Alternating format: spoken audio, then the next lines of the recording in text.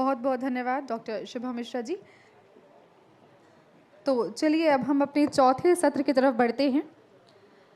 शब्दों से पहले मिट्टी बोलती है, पत्थरों से पहले इतिहास सांस लेता है, और जो इन सांसों को सुन सके वही सच्चा पुरातत्वविद होता है। आज हम एक ऐसी महान हस्ती को याद कर रहे हैं जिन्होंने जमीन के नीचे दबे अतीत को ज्ञान, शोध और समर्पण से वर्तमान तक पहुंचाया। पुरातत्व केवल खुदाई नहीं, यह सभ्यताओं की आत्मा से संवाद है, और इस संवाद में जिनका नाम आदर के साथ लिया जाता है वो हैं श्री अरुण शर्मा जी।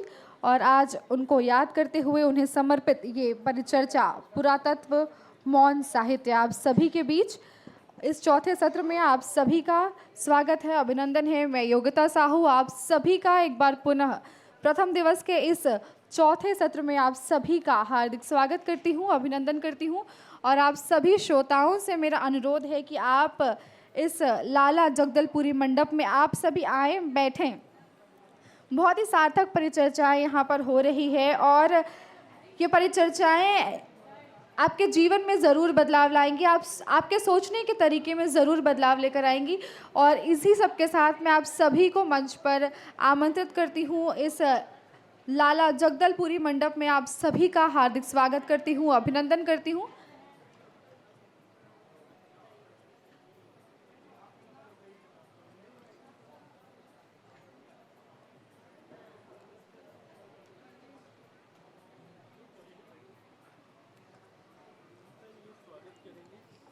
सुनील त्रिपाठी सहायक संचालक और चंद्रशेखर कश्यप डिप्टी डायरेक्टर जी सुनील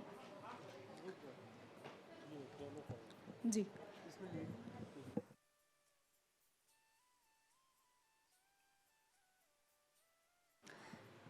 कभी कभी शब्द कम पड़ जाते हैं और तब मौन बोलने लगता है। मौन जो सुनाई नहीं देता लेकिन बहुत कुछ कह जाता है, जो लिखा नहीं जाता फिर भी दिल के हर पन्ने पर दर्ज हो जाता है। मौन साहित्य वो साहित्य है जो शोर से नहीं संवेदना से जन्म लेता है, जहाँ लेखक कलम नहीं उठाता, अपनी आत्मा खोल देता है। यह मौन आंखों में ठहरा दर्द है, अनकही पीड़ा की गहराई है, टूटे हुए मन की वह आवाज़ है जो शब्दों से बाहर निकलने का साहस नहीं कर पाती। मौन साहित्य उस माँ की चुप्पी है जो अपने बच्चे को खोकर भीड़ में भी अकेली खड़ी रहती है। उस किसान की खामोशी है जो सूखी धरती से हर रोज उम्मीद बोता है। यह मौन कभी विरोध बन जाता है, कभी प्रेम, कभी त्याग, और कभी कभी पूरी क्रांति। इतिहास गवाह है जब शब्दों पर पाबंदी लगी। इतिहास गवाह है जब शब्दों पर पाबंदी लगी तब मौन ने रास्ता बनाया। जब आवाज़ दबाई गई तब खामोशी ने सबसे ऊंची चीख बनकर दुनिया को जगा दिया। मौन साहित्य हमें सिखाता है कि हर बात कहने के लिए शब्द ज़रूरी नहीं, कभी कभी चुप रहकर भी बहुत कुछ कहा जा सकता है। और शायद सबसे सच्चा साहित्य वही है जो पढ़ा नहीं जाता, महसूस किया जाता है। तो आइए इस परिचर्चा पुरातत्व मौन साहित्य में आप सभी का मैं स्वागत करती हूँ, अभिनंदन करती हूँ।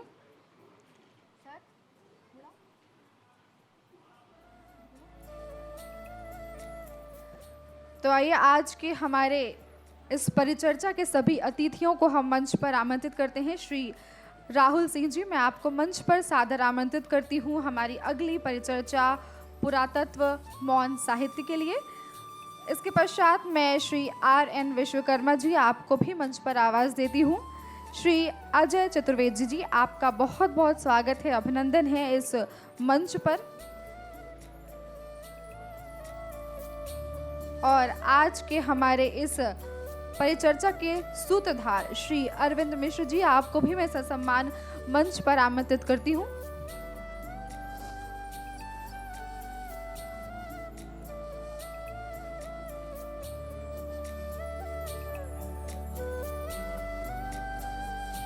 आज की यह परिचर्चा समर्पित है श्री अरुण कुमार शर्मा जी को, और मैं आप सभी अतिथियों से विनम्र आग्रह करती हूं कि आप सभी आज के परिचर्चा जिन पे हमने समर्पित की है अरुण कुमार शर्मा जी के छायाचित्र पर पुष्पांजलि अर्पित कर इस कार्यक्रम की विधिवत शुरुआत करें। उन्हें श्रद्धांजलि स्वरूप हम ये पुष्पांजलि अर्पित करें और उनके कार्यों को याद करें, उनके संघर्ष को याद करें, उनके समर्पण को याद करें और उनके योगदान को याद करें कि आज हम सभी इस मंडप में बैठकर उन्हें याद कर रहे हैं, उनका स्मरण कर रहे हैं। और आज हम इस परिचर्चा को यहाँ पर करने जा रहे हैं। श्री अरुण कुमार शर्मा जी, अरुण को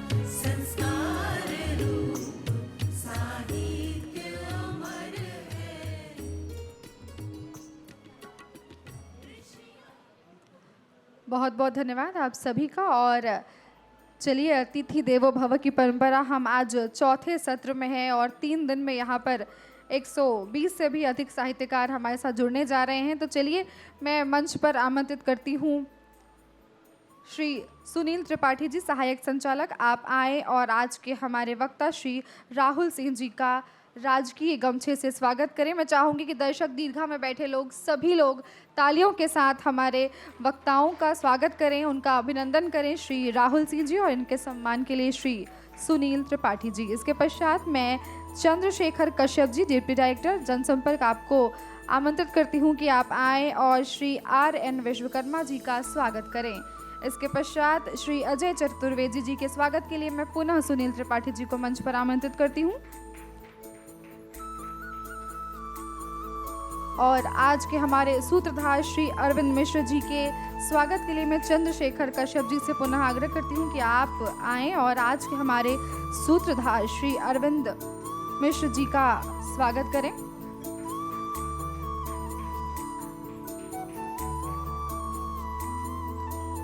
हमारे साथ बहुत ही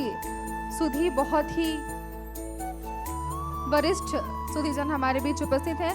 राहुल सिंह सर जी हमारे बीच उपस्थित हैं और रायपुर की गलियों में हम उनके साथ घूमे हैं। सुबह सुबह हमने गलियों में देखा है कि कौन सी चीज़ें कैसे हुई, क्या हुई, पूरी जानकारी बचपन से ही लेकर हमने उनको देखा है कि कैसे कौन कौन सी चीज़ें कब बनी, कैसे बनी, किन्होंने बनाया। ये सारी चीज़ें रायपुर की गलियों में घूम घूम कर हमने सीखे। और अगर इनके सम्मान की बात करें तो शायद बहुत देर हो जाएगी और बहुत लंबी चर्चा हो जाएगी। और साथ ही इसके साथ में अगली कड़ी में डॉक्टर RN विश्वकर्मा जी, जो कि प्रसिद्ध पुरातत्वविद एवं इतिहासकार हैं, इंदिरा कला संगीत विश्वविद्यालय खैरागढ़ के पूर्व प्राध्यापक हैं आप, और 200 से अधिक शोध पत्र आपने प्रकाशित किए हैं। अजय कुमार चतुर्वेदी जी हमारे बीच उपस्थित हैं। आपके बारे में बताना चाहूँगी कि आप प्रख्यात लेखक हैं, व्याख्याता हैं एवं राज्यपाल पुरस्कृत साहित्यकार हैं और आपने बहुत से सम्मान अर्जित किए हैं। इसके साथ ही आज के हमारे सूत्रधार श्री अरविंद मिश्र जी हैं, जो कि एक वरिष्ठ साहित्यकार हैं और राष्ट्रीय स्तर के पत्रिका में आप लेखन करते हैं। 12 किताबें अभी तक आपने लिखी हैं और भारतीय सांस्कृतिक निधि इंटेक्ट के चेयरमैन रहे। आप सभी के लिए मैं चाहूँगी कि हमारे दर्शक दीर्घा में बैठे सभी लोग आपके लिए ज़ोरदार तालियों से आपका स्वागत करें। और इसके तुरंत पश्चात मैं मंच सौंपती हूँ आज के हमारे सूत्रधार श्री अरविंद मिश्र जी को और ये परिचर्चा पुरातत्व मौन साहित्य। पुरातत्व मौन साहित्य, पुरातत्व को मौन साहित्य कहा जाता है, ये सब जानते हैं आप सुधी श्रोता बैठे हैं। और श्रोता में मौन क्या सन्नाटा हो गया अभी तो। श्रोता दीर्घा जो है मौन के जगह में सन्नाटा का स्थान ले रहा है। तो कोई बात नहीं, मौन का बहुत महत्व है। मौन एक सर्वोत्तम भाषा है, मौन एक संचित कथन है, मौन अभिव्यक्ति की एक निधि है, कोश है। मौन में क्या नहीं होता, क्या अभिव्यक्ति नहीं हो सकती मौन में। आप देखिए बुद्ध की प्रतिमा क्या क्या नहीं बोलती। दया, करुणा, अहिंसा, प्रेम, सभी बातें उनकी प्रतिमाओं से झलकती है। तो कितना ताकत है मौन में। जैसे अंकित जो नृत्यांगनाएं हैं जो गढ़ी जाते हैं मूर्तिकारों द्वारा, उन नृत्यांगनाओं की भाव भंगिमा आप देखिए, तो उस वो कितना कितना बोलती हुई तस्वीर नजर आती है उसमें। तो मौन में इतना ताकत है। जैसे कोई मूर्तिकार जब मूर्ति गढ़ता है तो उसका पत्थर उससे बोलता है, उसकी आत्मा से वार्तालाप करता है। मूर्तिकार की आत्मा से वह पत्थर वार्तालाप करता है और वह खुद बताता है कि आपको यहाँ ठीक करना है, यहाँ ठीक करना है, वह पत्थर। तो कितनी ताकत है। ये मौन साहित्य जो है एक रूपक जैसे है, एक उपमा जैसे है। और मैं यहाँ एक बात कहना चाहूँगा कि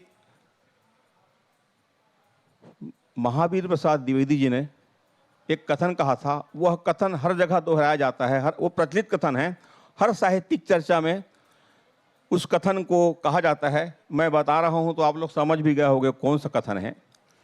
वो साहित्य समाज का दर्पण है। तो ये एक रिपीट होता, पुनरावृत्ति होती मैंने कथन है, होता हुआ कथन है, फिर भी इसको बोलना ही पड़ता है। और मैं सोचता हूँ हर साहित्यिक चर्चा में इसको बोला जाता है। तो पुरातत्व साहित्य की तस्वीर कह सकते हैं।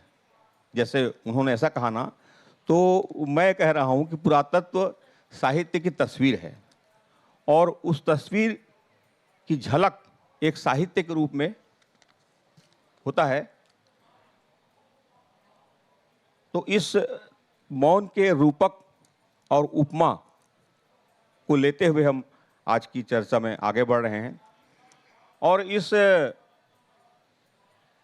पुरातत्व मौन साहित्य, इसका एक उपशीर्षक मैं देना चाहता हूं, क्षमा चाहता हूं आप लोगों से, कि पुरातत्व से साहित्य और साहित्य से पुरातत्व, ये भी इसका एक उपशीर्षक हो सकता है। हालांकि मुझे ऐसा बोलना नहीं चाहिए, शीर्षक बना हुआ है, लेकिन अपनी ओर से मेरा एक विचार है। तो इसी उपशीर्षक से या मुख्य शीर्षक से शुरुआत करते हुए मैं आज के हमारे जो पुरातत्ववेत्ता और क्या क्या कहूँ, पूर्व में संचालिका ने कह चुका है, जो उद्घोषिका ने कहा है उनकी विशेषता, तो मैं राहुल सिंह जी से चाहूँगा पुरातत्व से साहित्य और साहित्य से पुरातत्व, इस पर आप टिप्पणी करेंगे जी। धन्यवाद अरविंद जी। आप सभी का सादर अभिवादन। इस विषय पर बात शुरू करने के पहले सबसे पहले मेरे ध्यान में एक बात याद आ रही है। मुझे लग रहा है कि पूछने की बात नहीं है, लेकिन प्रश्न की शक्ल में है कि आप मुझे सुनना चाह रहे हैं? क्वेश्चन मार्क प्रश्न की शैली में है, प्रश्न नहीं है। ये प्रश्न इसलिए है कि दरअसल कोई व्यक्ति बोलना तब शुरू करता है जब उसके समक्ष वैसे लोग हों जो उसे सुनना चाहते हैं। दरअसल वक्ता और श्रोता का संबंध इसी प्रकार का होता है। और अगर हम जैसे ही मौन साहित्य की बात करते हैं, मूकम करोति वाचालम एक अलग संदर्भ है, लेकिन जैसे ही हम पुरातत्व को मौन साहित्य कहते हैं, वैसे ही मेरे मन में ये बात आती है कि ठीक इसी तरह का रिश्ता होता है जब आप किसी, जैसा अरविंद जी कह रहे थे कि आप किसी प्रतिमा के सामने, किसी स्मारक के सामने, इस तरह के किसी पुरावशेष के सामने आप पहुंचते हैं, और पहुंच के अगर आप किसी सहृदय जिज्ञासु की तरह उसके सामने खड़े होते हैं, अगर आप उसे एक निर्जीव वस्तु की तरह देखते हैं, तो वो हमेशा आपके लिए मूक रहेगा, मौन रहेगा, वो कुछ नहीं बोलेगा। लेकिन जैसे ही आप उसे एक सहृदय, एक विवेकशील, एक गुणग्राही की तरह उसके सामने खड़े होते हैं, आप देखिए कि वो मूकम कैसे वाचालम हो जाता है। वो आपसे इतनी बातें करने लगता है कि आपको लगता है, और दरअसल तभी वो संवाद स्थापित होता है, जो मुझे लगता है कि ये सत्र जो छत्तीसगढ़ की इस रजत जयंती वर्ष में आयोजित हुआ है, इस सत्र की इस पूरे आयोजन की मूल भावना यही संवाद है, यही पुष्ट संवाद है, जिस पुष्ट संवाद से न हमारी संस्कृति, हमारा इतिहास, हमारा पुरातत्व, बल्कि हमारी पूरी अस्मिता और हमारे छत्तीसगढ़ की अस्मिता, जिससे हमारा पूरा राष्ट्रीय परिप्रेक्ष्य हमारा एकीकृत हो जाता है, यही इस आयोजन के मूल में है, सार में है। तो इस विश्वास के साथ मैंने थोड़ी अपनी बातें कही और फिर शायद अरविंद जी जो कह रहे थे उसको प्राथमिक रूप से मुझे फिर से कोई बात होगी, मैं अपनी बातें इसे उदाहरण सहित, कुछ उदाहरण सहित, कुछ उदाहरण सहित, कुछ संस्मरणों सहित आपको फिर से स्पष्ट करने का प्रयास करूंगा। राहुल जी की एक खासियत है कि वे अपने व्याख्यान में एक प्रकार से तादात्म्य में स्थापित करते हैं। शुरुआत जो है वो एक इंटरेक्शन, माने दर्शकों के बीच में, श्रोताओं के बीच में अपनी बात को कहने के लिए उनसे बातचीत करते हैं, बोलचाल के भाषा में बात करते हैं। उसी से उन्होंने शुरुआत किया। और तादात्म्य में तो मूर्ति से भी होता है, पुरातत्व से भी होता है। अहिल्या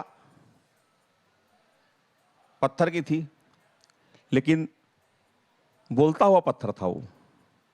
उससे श्री रामचंद्र जी का तादात्म्य स्थापित हुआ। तो पुरावशेषों की व्याख्या मैं ज़्यादा मौन ही रहना चाहूँगा, है ना, ज़्यादातर मौन रहना चाहूँगा, क्योंकि आप लोगों से ज़्यादा सुनना है और अपने ज्ञान को मेरे को बढ़ाना है। तो आप जैसे पुरावशेषों की बात कर रहे थे सिंह साहब, ठाकुर साहब, तो पुरावशेषों की व्याख्या कैसे की जा सकती है विश्वकर्मा सर? आप पुरावशेषों की व्याख्या साहित्य के संदर्भ में कैसे की जा सकती है? आप थोड़ा।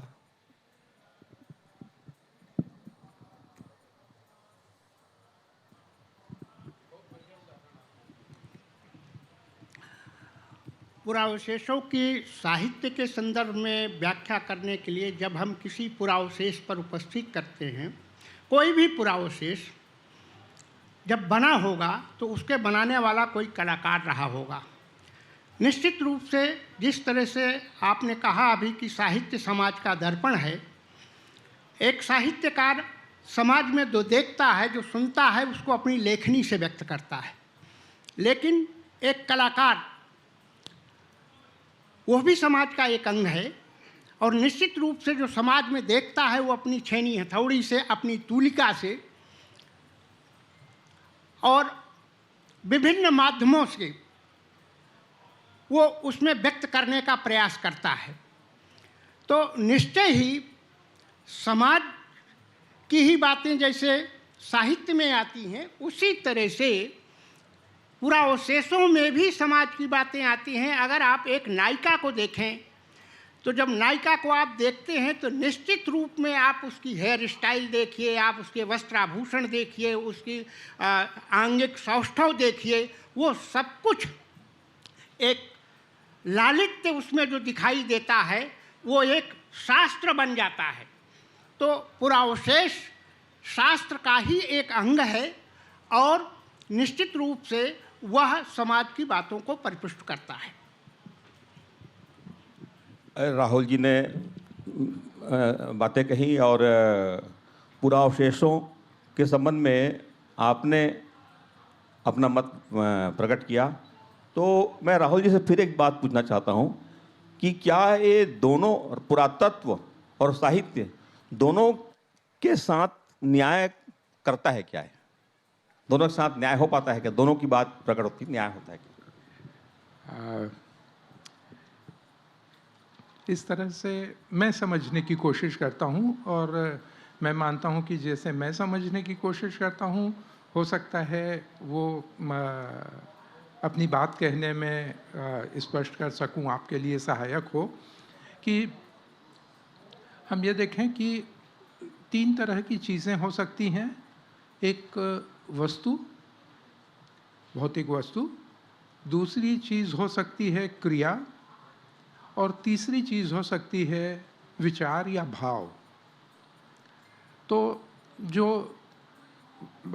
वस्तु क्रिया और विचार, ये तीनों हैं, ये अभिव्यक्त होते हैं, अभिव्यक्ति के साधन होते हैं, वो होते हैं शब्दों से।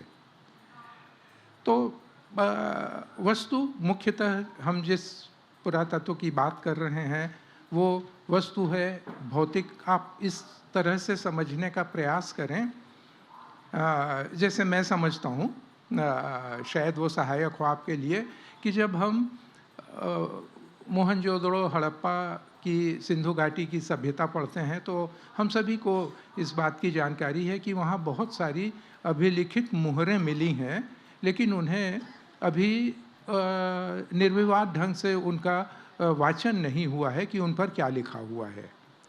लेकिन वहाँ जो वस्तु मिली हैं, जो पुरावशेष मिले हैं, उन पुरावशेषों की व्याख्या की गई है। उस व्याख्या के आधार पर पूरी की पूरी वहाँ की जीवन शैली, वहाँ का नगर निर्माण, वहाँ के धार्मिक गतिविधियाँ, वहाँ के सैनिटेशन, वहाँ के जल निकास की व्यवस्था, सारी चीज़ों की व्याख्या वस्तु के माध्यम से की गई है। इसी प्रकार जब हम पुरातात्विक अवशेषों में ऐसी प्रतिमाएं देखते हैं जो पुराने चित्र भी होते हैं, पाषाण प्रतिमाएं होती हैं, वो पाषाण प्रतिमाओं में जब हम देखते हैं कि किसी प्रकार की क्रिया दिखाई गई है, कोई एक्शन दिखाया गया है, तो उसकी भी व्याख्या हम उस तरह से करते हैं।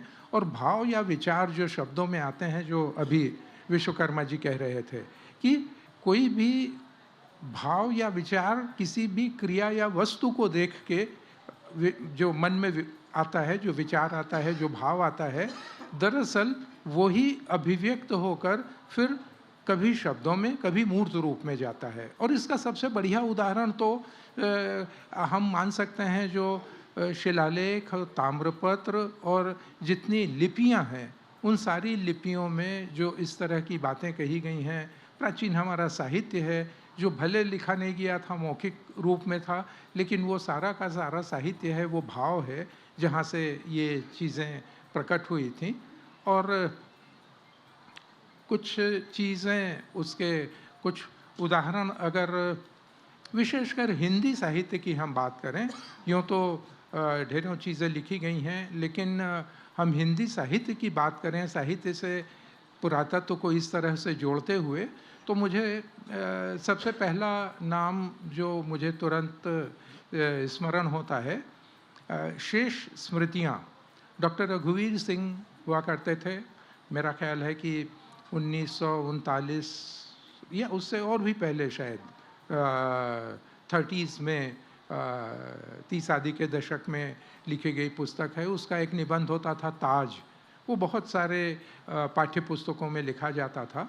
और उनके शेष स्मृतियों के जो 5 निबंध हैं, उनकी पुस्तिका छपी हुई है, कभी आपको अवसर मिले ज़रूर देखिएगा कि पुरातत्व या पुरातत्व के अवशेष किस तरह से साहित्य का आधार बनते हैं, कितने तरह के रूपक, कितने तरह के भाव, कितने तरह के विचार, कितने तरह की क्रियाओं की सोच उसमें विकसित होती है, वो एक बहुत महत्वपूर्ण उदाहरण है।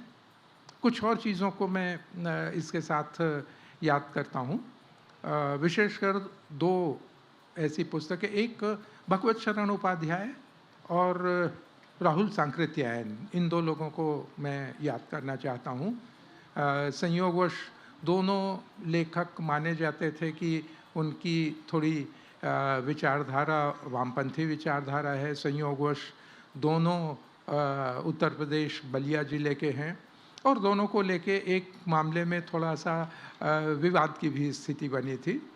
भगवत शरण उपाध्याय जी की 3 पुस्तकें जो बाद में एक साथ प्रकाशित हुई, एक समग्र रूप से प्रकाशित हुई, पहले 3 अलग अलग खंडों में प्रकाशित हुई थी। पहला खंड था सवेरा, दूसरा था संघर्ष और तीसरा था गर्जन। बाद में ये पुस्तक, ये 1940, 41, 42 के आसपास ये पुस्तकें प्रकाशित हुई थी। बाद में वो एक संकलन आया, वो 1942 में वो संकलन आया था, उसका शीर्षक था सवेरा, संघर्ष, गर्जन। तो इसमें मानव सभ्यता के आरंभिक काल से लेके किस प्रकार से आधुनिक काल तक ये विकास होता है, अलग अलग वो नैरेटिव, अलग अलग कथानक, अलग अलग कथा रूप में वो लेके कहते हैं। उसका सारा का सारा संदर्भ और परिप्रेक्ष्य है वो भारतीय संदर्भ है। लगभग उसी समय राहुल संकृत्यायन, मुझे ध्यान आता है कि वो दौर था जब वो तो स्वाधीनता संग्राम में भी बहुत सक्रिय रहते थे, और संभवतः अगर मैं ठीक याद कर पा रहा हूँ कि ये उन दिनों की बात है जब वो जेल में थे। राहुल सांकृत्यायन की एक बहुत प्रसिद्ध पुस्तक है, वो पुस्तक है वोल्गा से गंगा। वोल्गा से गंगा में जैसे नाम से ही स्पष्ट है कि अगर भगवत शरण उपाध्याय की सवेरे संघर्ष गर्जन भारतीय संदर्भों को लेके है, तो वोल्गा से गंगा राहुल सांकृत्यायन ने लिखा। उसके संदर्भ उत्तर से चालू होते हैं, यानी वोल्गा रूस से चालू होते हैं, और वो किस तरह से धीरे धीरे सभ्यता का विकास हुआ। और तब ये चर्चा एक विवाद का विषय होता था कि इससे वो प्रभावित है या उससे वो प्रभावित है, तो वो फिलहाल कोई उसके विस्तार से जाने की ज़रूरत नहीं है। लेकिन वो एक बहुत ही महत्वपूर्ण, मुझे लगता है कि ये प्रकाशन उस समय आया था। इस क्रम में एक छत्तीसगढ़ के संदर्भ को भी मैं जोड़ लेना चाहता हूँ। मुनिकांति सागर पूरे देश में वो उनका मुख्य रूप से तो वो एक जैन साधक थे, जैन मुनि थे, लेकिन वो जैन पुरावशेषों की खोज में पूरे देश की यात्राएं वो किया करते थे।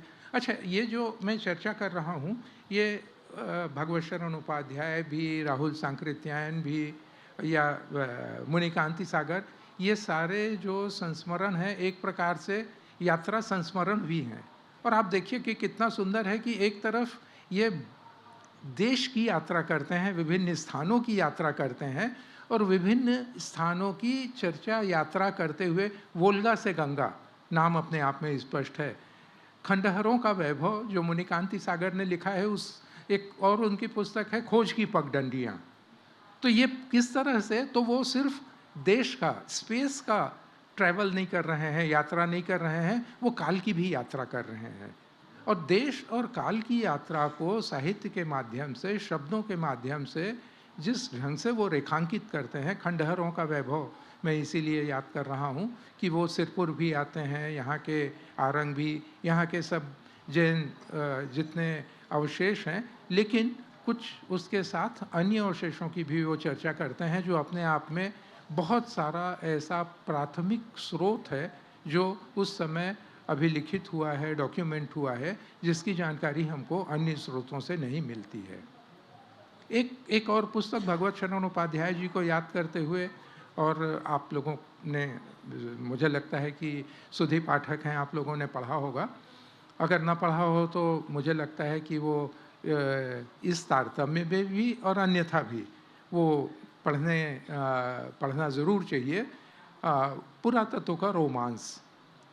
पुरातत्व का रोमांस में पूरे विश्व की जितनी सभ्यताएं हैं, उन सभी सभ्यताओं के ऐसे अवशेषों को लेके उन्होंने बात की है जहाँ सिर्फ अवशेष मिले हैं, और उन अवशेषों को आप पिरामिड को ले सकते हैं, ऐसे सब पुरावशेषों की उन्होंने बात की है जहाँ यूँ शब्द नहीं है, लेकिन जो वस्तुएं प्राप्त हुई हैं उसको देख के कैसे पुरातत्व का रोमांस विकसित होता है, वो उन्होंने कहा है। दो और संदर्भ छत्तीसगढ़ से जुड़ते हैं। यूँ तो खजुराहो के ऊपर वो बात कही गई है, लेकिन वो चूँकि ऐसे दो व्यक्ति हैं जो दोनों छत्तीसगढ़ से जुड़े हुए हैं, हमारे लिए प्रासंगिक हैं। एक डॉक्टर शंकर शेष जो प्रसिद्ध नाटककार थे बिलासपुर के, और दूसरे जिनका नाम तो प्रसिद्ध चौहान है, लेकिन वो उतनी चर्चा में नहीं रहते हैं। पूरा नाम था उनका प्रसिद्ध नारायण सिंह चौहान, बैकुंठपुर के रहने वाले थे, और उन्होंने एक काव्यात्मक पुस्तक लिखी है। वो पुस्तक है लीला लावण्य। शंकर शेष ने जो पुस्तक लिखी, ये सारी पुस्तकें खजुराहो पे केंद्रित हैं। शंकर शेष ने खजुराहो का शिल्पी और खजुराहो की अलका, उनकी दो पुस्तकें हैं, कृतियाँ, रचनाएं हैं, वो खजुराहो को लेके। और तो ऐसे सारे पुरातात्विक स्मारक हैं। लीला लावण्य भी उतनी ही सुंदर रचनाएं हैं, पद्य हैं उसमें, और उस का उसकी आमुख सुमित्रानंदन पंत ने लिखा है, वो अपने आप में बहुत ही महत्वपूर्ण और उल्लेखनीय है। तो ऐसी ढेरों चीज़ें मुझे लगता है, जैसे ही इस विषय की चर्चा हुई मेरे ध्यान में आया, तो मैं सोचता हूँ कि आप सभी सहृदय सुधी रसिक श्रोताओं के कारण मैं अधिक वाचाल हो गया हूँ, क्षमा करेंगे। अपनी बात फिलहाल यहीं रोकता हूँ मैं। आपको वाचाल होना ही है, आप वाचाल नहीं लगते। क्या है, आपने साहित्य के और पुरातत्व के स्रोत के बारे में कितनी अच्छी जानकारी दी, तो वो तो ग्राह्य है। और राहुल सांस्कृत्यायन ने बौद्ध दर्शन भी लिखा था, उसमें भी पुरातत्व का उन्होंने अच्छा उल्लेख किया था। और पुरातत्व के जो स्रोत हैं और साहित्य के जो स्रोत हैं, वो दोनों स्रोत परस्पर पूरक ही हैं, एक दूसरे की व्याख्या करते हैं। जैसे हड़प्पा में जो खुदाई हुई, उसको बाद में इतिहासकारों ने, साहित्यकारों ने अपने वर्णन से उसको उजागर किया। तो छत्तीसगढ़ में भी अजय चतुर्वेदी जी हैं, वो नाटक, ग्रंथ, पद्य, ये जो हमारे पुराने ग्रंथ, पद्य और खुदाई भी, इन सब पर विशेष ध्यान देते हैं।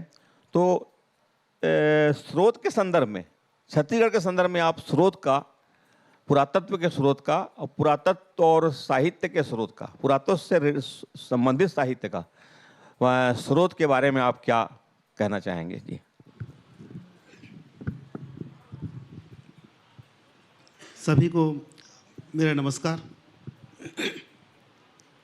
यदि मैं कहूँ साहित्य के बिना पुरातत्व और पुरातत्व के बिना साहित्य अधूरा है।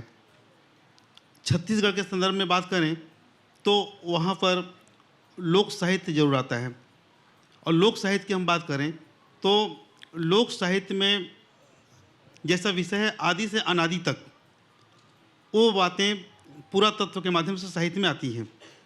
जैसे मैं बता दूं कि अपने छत्तीसगढ़ के जो उत्तरी छत्तीसगढ़ है, सरगुजा अंचल, वहाँ पे ऐसे ऐसे पुरातात्विक धरोहर हैं जहाँ पे त्रेता युग के समय की बातें बताई गई हैं और देखने को मिलती हैं। भगवान श्री राम का आगमन छत्तीसगढ़ में हुआ, जो आज प्रमाण के रूप में वहाँ के जो पत्थर हैं, वहाँ के जो पदचिन्ह हैं, वहाँ के जो लेखनी हैं, उनमें देखने को मिलते हैं और उनमें उकेरा गया है। जैसे मैं बता दूं कि सूरजपुर जिले के अंतर्गत 2 पत्थर है, दोनों पत्थर खड़े हैं। ग्रामीण लोग उस पर बताते हैं कि एक राम पखना है, एक लक्ष्मण पखना है उनकी भाषा में, और उस पर वो लोक साहित्य की रचना, लोकगीतों की रचना करके साहित्य रूप में लिख रहे हैं, गा रहे हैं। तो निश्चित रूप से जो पुरातात्विक धरोहर हैं, साहित्य और लोक साहित्य का एक अच्छा स्रोत है। उसी तरह से सूरजपुर जिले के ओड़गी क्षेत्र में एक पहाड़ है जिसका नाम है सीता लेखनी पहाड़। उस सीता लेखनी पहाड़ में कुछ लिपियां लिखी गई हैं।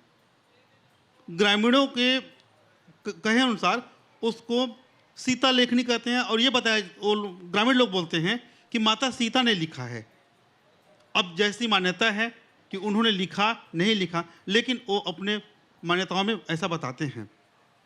उसी तरह से इधर और आ जाते हैं, सीता लेखनी पहाड़ से बगल में कुछ पदचिन्ह हैं जो कि राम के आगमन के बारे में प्रमाण दे रहे हैं। उसको लक्ष्मण पंजा के नाम से लोग बता रहे हैं।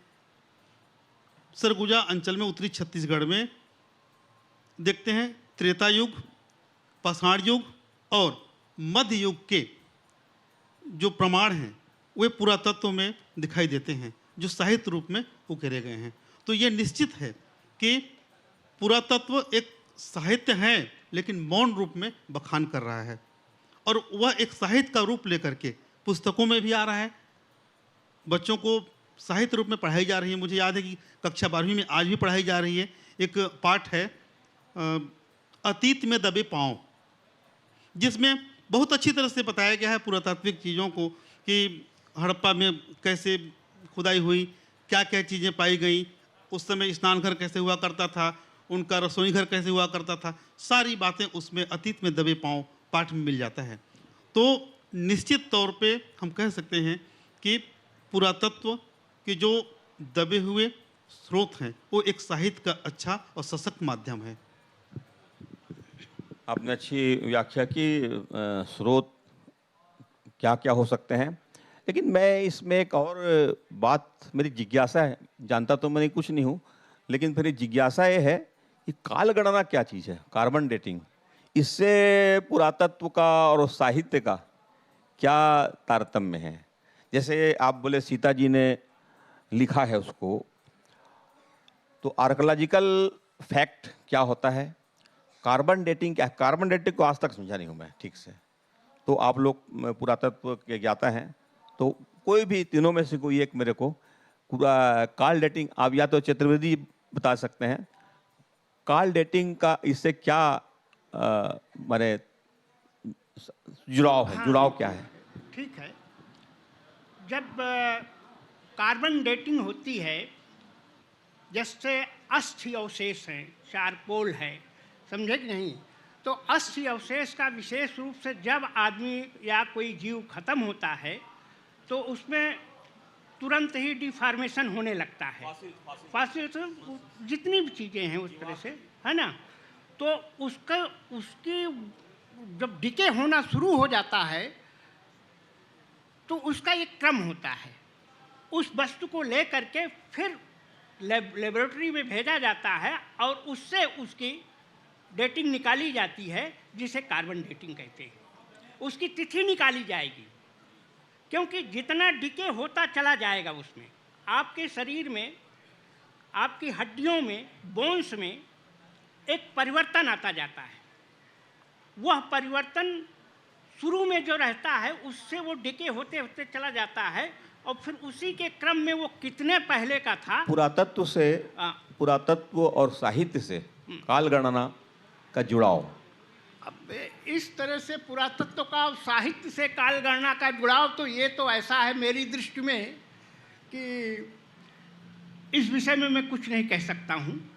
अगर कोई कहना चाहे तो कहे, क्योंकि इस तरह की बातें नहीं, यहाँ बेहतर होगा, मैं समझता हूँ कि पुरातत्व एक मौन साहित्य है, इस पर विश्लेषण हो तो ज़्यादा अच्छा होगा। क्षमा करेंगे, मैं मेरी उत्सुकता बस पूछ बैठा मैं जी। आप सर, आपसे मैं पूछ रहा हूँ, आप इतिहासकार हैं और अच्छे इतिहास के जानकार हैं, तो इतिहास में पुरातत्व और साहित्य क्या है? इतिहास में पुरातत्व और साहित्य, इतिहास सर कोई बोलो, क्योंकि इन्होंने पुस्तकें लिखी उस पर, फिर आप चाहें तो थोड़ा सा मेरे को, आप शंका निवारण नहीं हुआ है तो काल गणना फिर आप बता सकते हैं जी। नहीं, ठीक है, हालांकि मैं दृष्टता कर रहा हूँ ये नहीं नहीं, ऐसा कुछ नहीं है।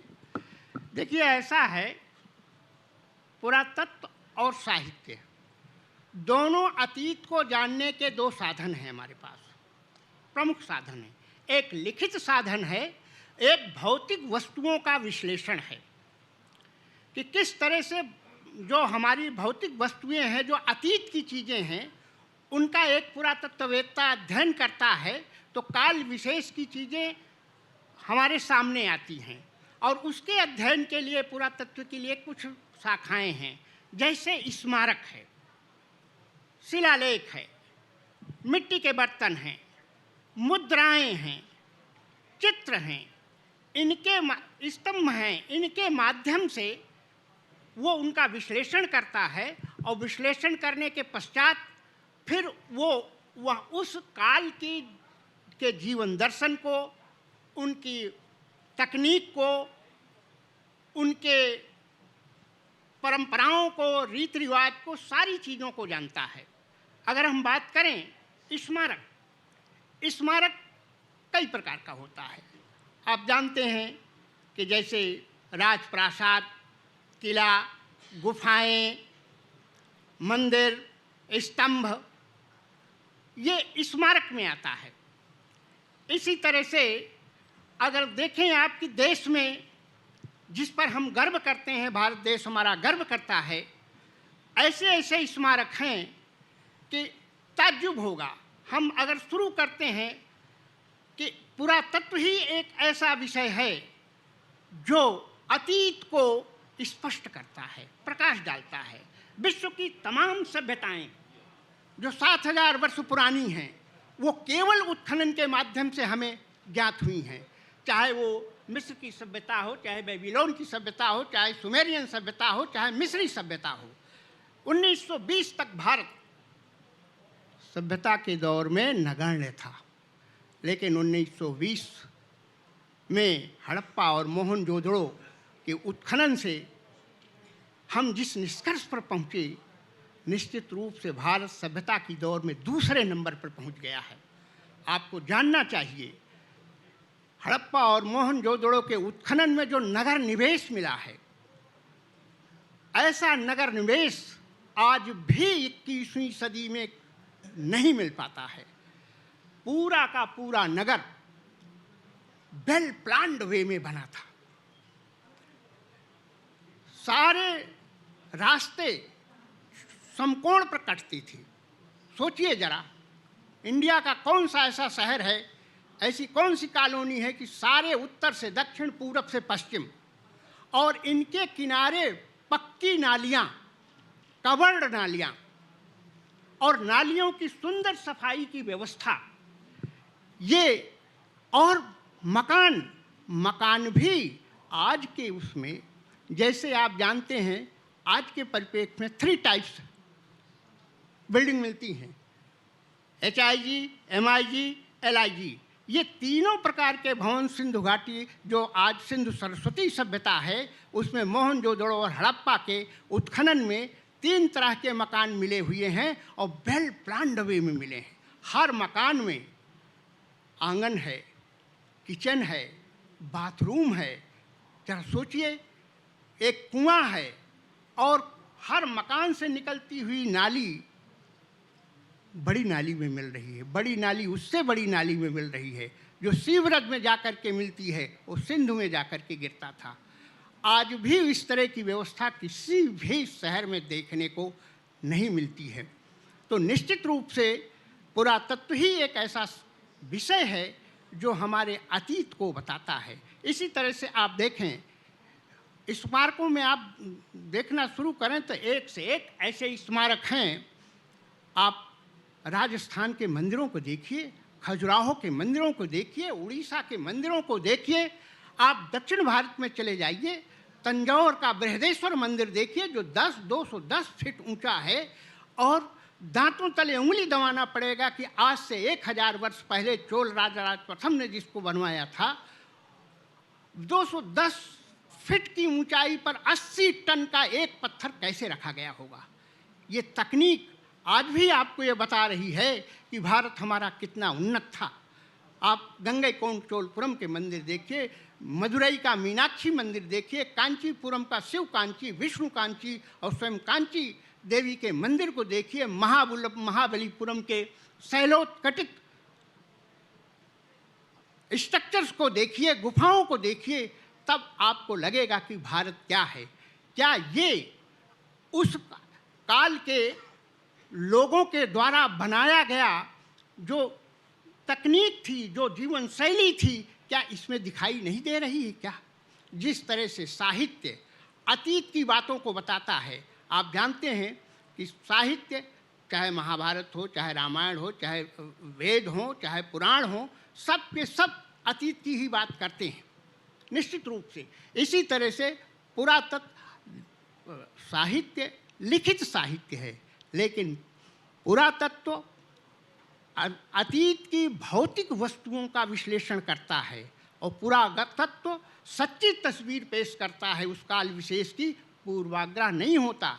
जबकि साहित्य निश्चित रूप से पक्षपाती हो सकता है, अतिरंजित हो सकता है, लेकिन पुरातत्व नहीं होता है। इसी तरह से हम अगर मूर्तियों को लेते हैं तो जो नहीं जानता, एक मूर्ति आपको सब कुछ बता देगी। उस काल का धर्म बताएगी, उस काल का के सामाजिक स्थिति को बताएगी, उस काल की अर्थ स्थिति को बताएगी, सब कुछ बताने में सक्षम है। वस्त्राभूषण, आप खजुराहो की नायिकाओं को देखिए या उड़ीसा के भुवनेश्वर के बने हुए मंदिरों में जो नायिकाएं हैं, अथवा छत्तीसगढ़ में षोडश नायिकाओं को देखिए आप। जब उनके सामने आप खड़े होंगे तो उनकी विशेषताओं को जानने के लिए आपको साहित्य में पेज 2 पेज पढ़ना पड़ेगा, लेकिन आप उनके सामने खड़े हो जाइए, पढ़े लिखे हैं नहीं पढ़े लिखे हैं, आपको एक दृष्टि में सब कुछ दिखाई दे जाएगा। ऐसा लगता है जो लालित्य, जो शिल्पी द्वारा लिखा गया साहित्य है, वो सब आपको प्रत्यक्षतः दिखाई देने लगेगा कि किस तरह से इसकी हेयर स्टाइल है, फूल कांटे लगे हुए हैं, कैसे चंद्रहार है, स्तनहार है, उदरहार है, कंकड़ हैं, केऊर है, कट सूत्र है, नूपुर है, और पहनने के जो वस्त्र हैं काल विशेष में, क्षेत्र विशेष में अलग अलग होते हैं, उनका मूर्तियों से मिल जाता है। जो बात साहित्य में नहीं है वो आपको पुरातत्व में मिल जाएगी। चलिए उदाहरण दे देता हूँ आपको छत्तीसगढ़ का। छत्तीसगढ़ में एक मूर्ति मिली है ताला के रुद्र शिव की मूर्ति। रुद्र शिव की मूर्ति है, 9 फीट ऊंची मूर्ति है। हम साहित्य में पढ़ते हैं कि ब्रह्मा भी शिव की चरण रज को लेकर के सृष्टि का विकास करते हैं, तो शिव ही देवों में देव महादेव हैं, सबसे बड़े वही हैं ना। तो जीवों की सृष्टि रचना का पूर्ण अधिकार उनको है। इस ताला की मूर्ति में आप देखें, उनके हर अंग से एक जीव निश्चित हो रहा है, पैदा हो रहा है। नभचर, थलचर, जलचर, तीनों जगत के जीव निकल रहे हैं। उस साहित्य की बात को यहाँ प्रत्यक्ष आप देख सकते हैं निश्चित रूप में। जब आप किसी पुरा स्थल पर जाएं, किसी मंदिर में जाएं, तो आप देखें जरा कि कैसे मूर्तियों के डिपिक्शन के माध्यम से आपको रामायण, महाभारत का अंकन दिखाई देता है, चित्रवत। आप ऐसे देखते चले जाइए। सब आपने सर ठोस प्रमाण दिया है संस्कृति और साहित्य माने सभ्यता का, जो पुरातत्व के माध्यम से मिलता है। अतीत की आपने प्रामाणिक व्याख्या की है और ठोस प्रमाण दिया है। मैं राहुल सर जी से पूछना चाहूँगा, साहित्य और पुरातत्व की सीमाएं हैं क्या? इसमें सीमाएं, जैसे आप पुरातत्व को लेकर पूरा विस्तार से बता सकते हैं, पुरातत्व ने क्या क्या किया और पुरातत्व की व्याख्या के लिए साहित्य ने क्या क्या किया, तो वो दोनों की सीमाएं हैं क्या कुछ? मैं एक शायद इस प्रश्न को सीधे इस पे कुछ कहने के बजाय कुछ उदाहरणों से इस पे बात करता हूँ, क्योंकि यूँ भी आज वसंत पंचमी का दिन है और सरस्वती जी को याद करने का दिन है। तो मुझे 2 उदाहरण याद आ रहे हैं वसंत पंचमी पे सरस्वती देवी के, और दोनों कहीं ना कहीं पुरातत्व के साहित्य से जुड़े हुए उदाहरण हैं। पहला है धार की भोजशाला, जो कमाल मौला मस्जिद के नाम से जानी जाती थी, और दूसरा अजमेर में एक जो स्थान है, जो स्मारक है, 2.5 दिन का झोपड़ा, जो माना जाता है कि सरस्वती कंठाभरण विद्यालय है। भोज की कमाल मौला मस्जिद है, उसे माना जाता है कि वो भोजशाला कहा जाता है या सरस्वती मंदिर कहा जाता है, और अजमेर का 2.5 दिन का झोपड़ा है, उसको सरस्वती कंठाभरण पाठशाला माना जाता है। इन दोनों का उल्लेख मैं इसलिए कर रहा हूँ कि 2 ऐसे नाटक हैं जो उत्कृष्ट साहित्य कृतियाँ हैं, लेकिन वो पुस्तक रूप में नहीं मिली हैं, वो हमको शिलालेख के रूप में मिलती हैं। कमाल मौला मस्जिद है, वहाँ विजयश्री नाम का एक नाटक है, मदन उसके नाटककार हैं, और वो एक विशालकाय शिलालेख है, जिस शिलालेख में उस नाटक के 2 अंक, कुल मिला के उसके 4 अंक रहे थे, लेकिन उसके 2 अंक, बाकी 2 अंक अभी तक नहीं मिले हैं, लेकिन वो 2 अंक मिले हैं, वो नाटक हैं।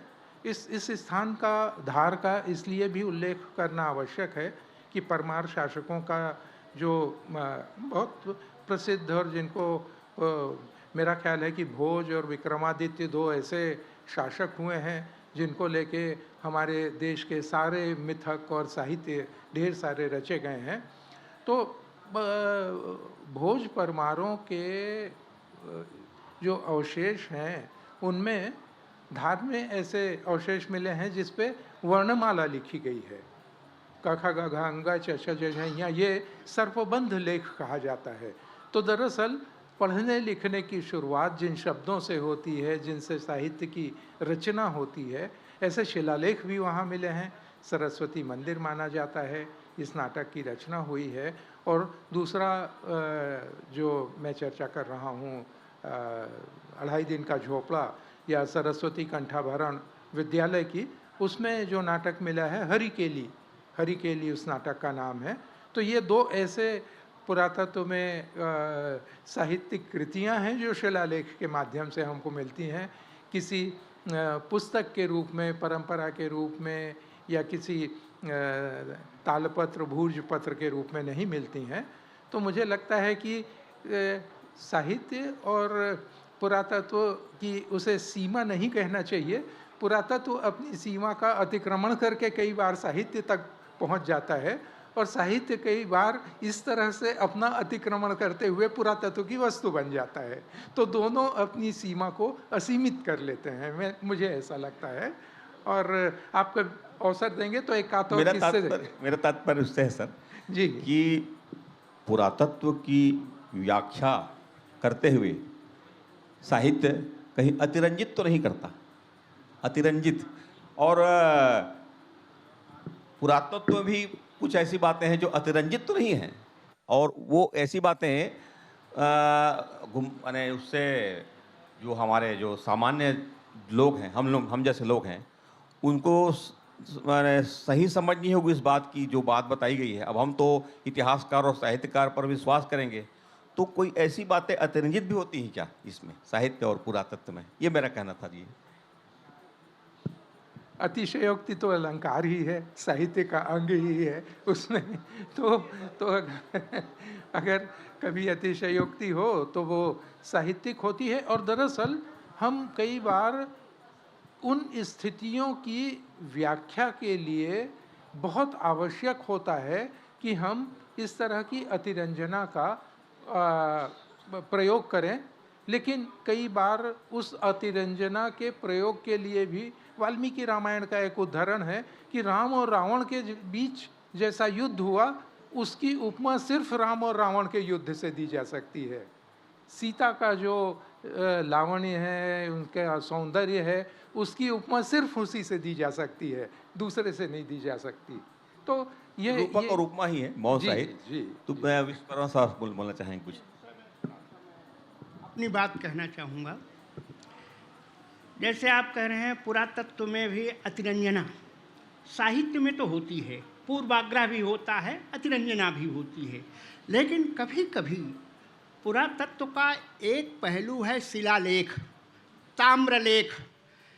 इसमें हमें अतिरंजना खूब मिलती है, निश्चित मिलती है।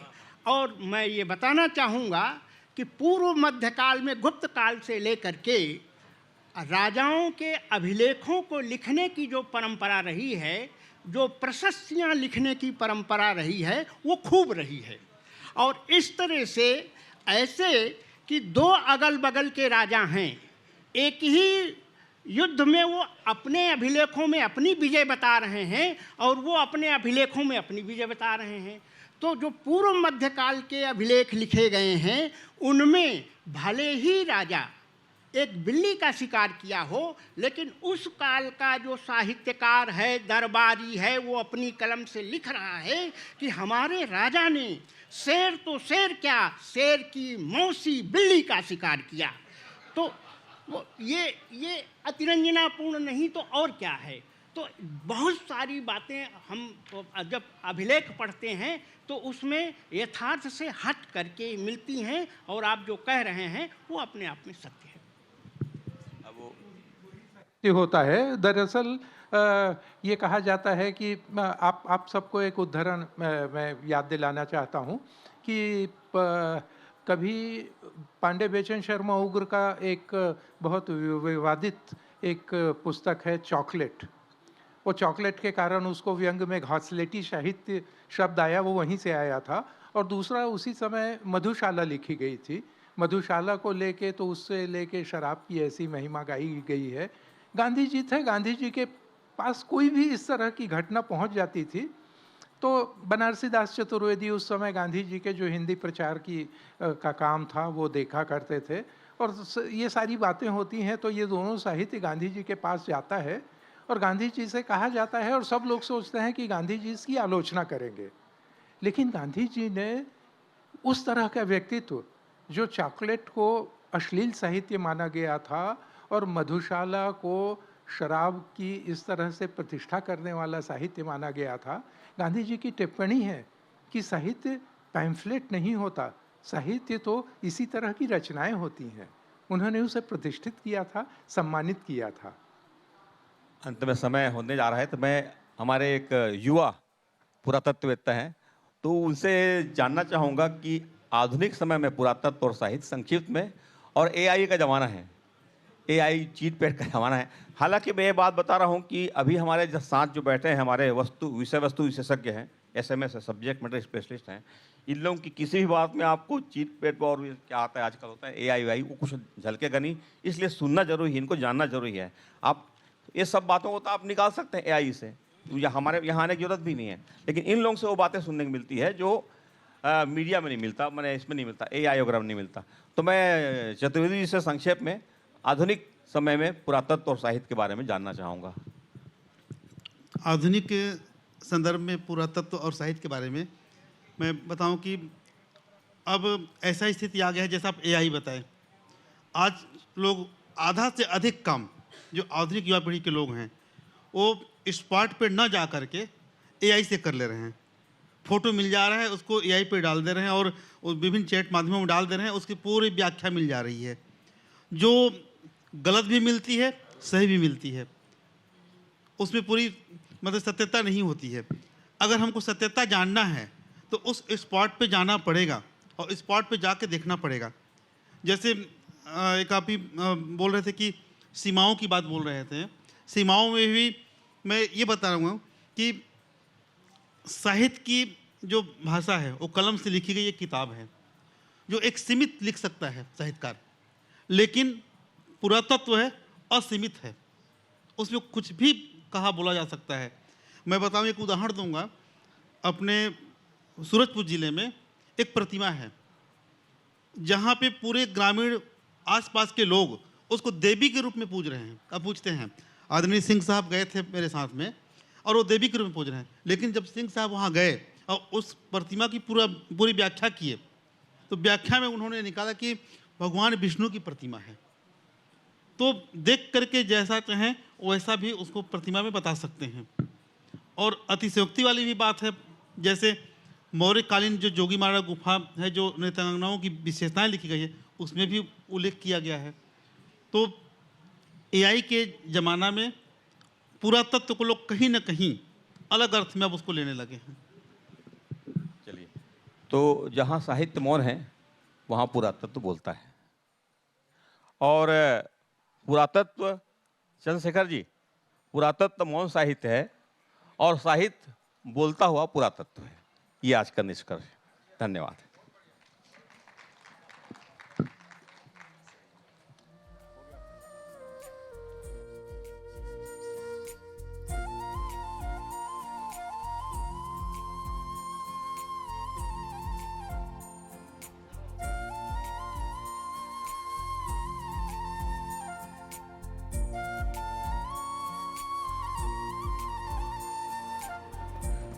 बहुत बहुत धन्यवाद सर। इतनी सारगर्भित चर्चा की हमने और मौन साहित्य पर इतना बोला गया, इतना सुना गया, ये बहुत बड़ी बात है। तो ज़ोरदार तालियां मैं चाहूँगी कि हमारे सभी वक्ताओं के लिए। और बहुत अच्छी अच्छी बात कही कि अरविंद मिश्र जी ने कहा कि साहित्य समाज का दर्पण है। इसे थोड़ा सा बदलते हुए उन्होंने कहा कि पुरातत्व साहित्य की तस्वीर है।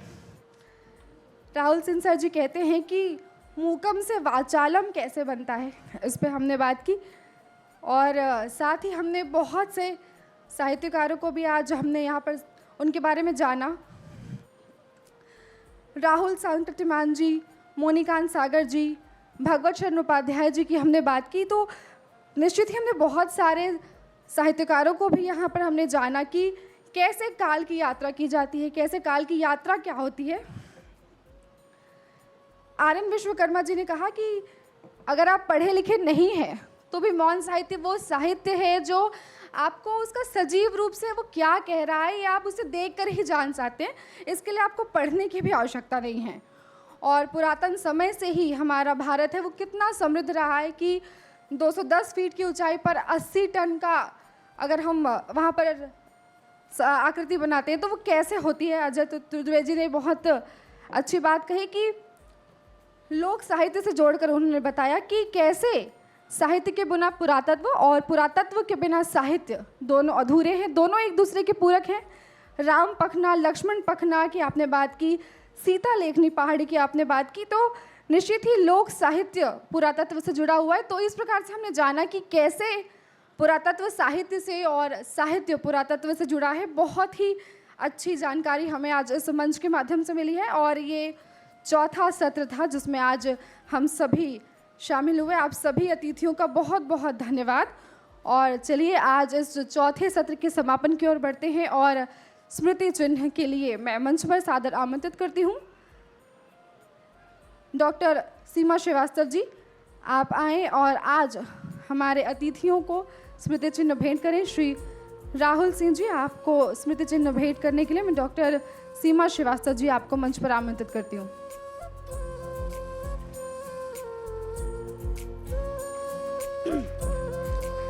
आप सभी से मेरा अनुरोध है कि आप तालियां बजाते रहें। और कैसे मौन साहित्य में आज इतनी परिचर्चा हुई, इतनी सार गर्भित परिचर्चा हुई। और मौन साहित्य जब बोलता है तो कैसे बोलता है, उसकी आवाज़ कहाँ तक पहुँचती है। और बहुत सारे साहित्य में हमने देखा कि जब यात्रा वृतांत लिखे जाते हैं तो कैसे वहाँ की एक एक कंकड़ पत्थर सब बोलते हैं। श्री आर.एन. विश्वकर्मा जी, आपको सम्मानित करने के लिए, आपको स्मृति चिन्ह देने के लिए मैं पुनः डॉक्टर सीमा श्रीवास्तव जी से अनुरोध करूंगी। इसके पश्चात श्री अजय चतुर्वेदी जी, आपके सम्मान के लिए, आपको स्मृति चिन्ह देने के लिए मैं डॉक्टर सीमा श्रीवास्तव जी आपको पुनः आमंत्रित करती हूँ। और आज के हमारे सूत्रधार श्री अरविंद मिश्र जी, जिन्होंने बहुत ही सारगर्भित परिचर्चा के लिए बहुत अच्छे अच्छे प्रश्न रखे और बहुत ही एक सारगर्भित उन्होंने प्रश्न तैयार किए, उनको स्मृति चिन्ह देने के लिए मैं पुनः डॉक्टर सीमा श्रीवास्तव जी आपको आमंत्रित करती हूँ। हमारे सभी अतिथियों का, सभी दर्शकों का मैं हृदय से आभार व्यक्त करती हूँ। आप सभी को बहुत बहुत धन्यवाद, आप सभी का आभार। इस परिचर्चा में शामिल हुए आप। आज प्रथम दिवस का चतुर्थ सत्र है ये, आज इसका समापन यहाँ पर हो रहा है। तो आप सभी इसके साक्षी बने, इसके लिए आप सभी को हार्दिक धन्यवाद, आप सभी को शुभकामनाएं, आप सभी को बधाई। रायपुर साहित्य उत्सव के प्रथम दिवस में आज आप सभी हमारे बीच आए। आप सभी अतिथियों का